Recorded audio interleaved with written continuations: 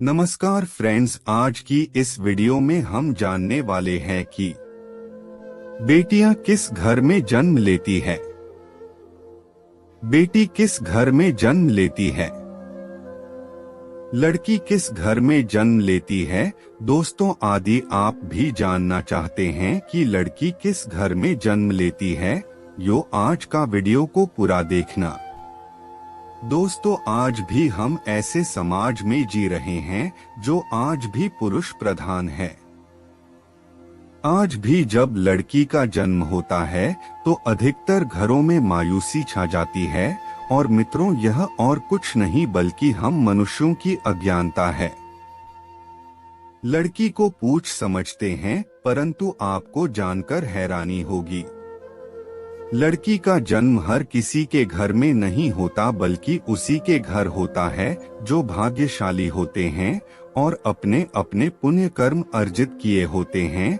और आज हम आपको यही बताने जा रहे हैं कि भगवान कैसे घरों को लड़की का जन्म देने के लिए चुनते हैं और वह कौन से पुण्य कर्म है जिसकी वजह से कोई भी इंसान बेटी का माँ बाप बनता है। दोस्तों, एक भगवान श्री कृष्ण से अर्जुन पूछते हैं कि माधव ने कर्मों के कारण किसी के घर पुत्री धन की प्राप्ति होती है, अर्थात कैसे घरों में बेटियों का जन्म होता है।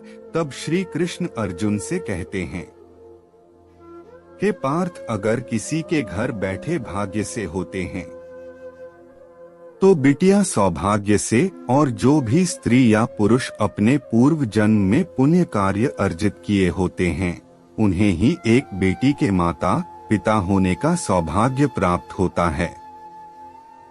बेटियों को जन्म के लिए उन्हीं घरों को चुना जाता है जो बेटियों का भार सहन कर सके, क्योंकि तीनों लोकों में स्त्री अर्थात बेटियां ही ऐसी होती है जिसका भार हर कोई सहन नहीं कर सकता।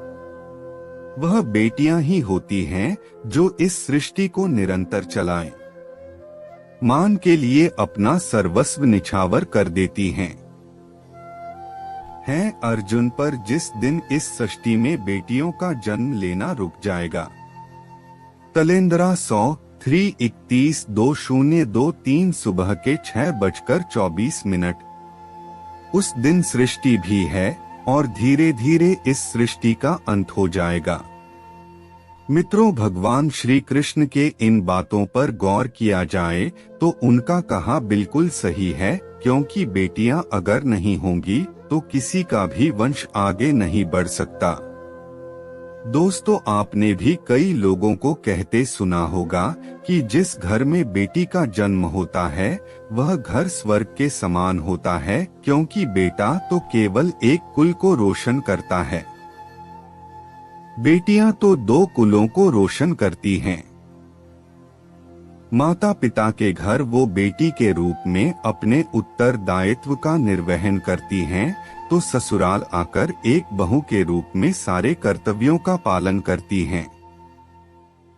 दोस्तों, आजकल आप सुनते ही हो, बेटियां बहू परिवार में किसी के मर जाने पर उसका वर्णन नहीं कर सकते, लेकिन यह बिल्कुल भी सही नहीं है, क्योंकि रामायण में बताया गया है कि प्रभु श्री राम के पिता राजा दशरथ की मृत्यु हो गई तो माता सीता अर्थात राजा दशरथ की बहू नहीं उनका पिंडदान किया था, जिससे उन्हें जन्म मरण के चक्र से मुक्ति मिल गई थी।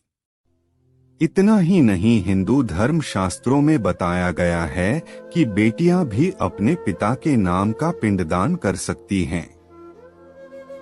वही अगर ससुराल पक्ष में कोई पुरुष नहीं है तो इस स्थिति में बहू भी पिंडदान कर सकती है। इसलिए मित्रों, वह लोग बहुत किस्मत वाले होते हैं जिनकी घर में बेटी जन्म लेती है, वही वह परवल किस्मत के होते हैं जिनकी घर में बेटी जन्म लेती है, वही वह परवल किस्मत के होते हैं जिनके घर एक से ज्यादा बेटियां होती हैं। शायद यही कारण है कि बेटियों को लक्ष्मी कहा गया है। दोस्ती, बहुत से लोगों की सोच यही होती है।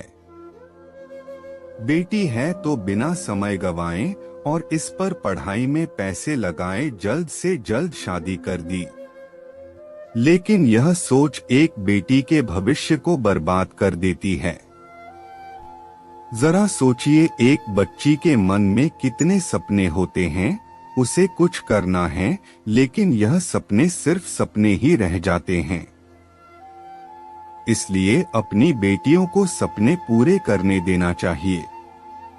उन्हें जीवन में हर वह खुशी दे जो उन्हें मिलनी चाहिए। एक बेटे से ज्यादा एक बेटी हमेशा अपने माता पिता के लिए सोचती है। माता पिता को प्यार और अपनापन बेटी ही दिखा सकती है।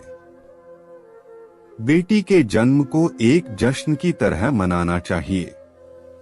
माता पिता की बेटी को हमेशा एहसास दिलाना चाहिए। क्या बेटी माता पिता के लिए बोझ होती?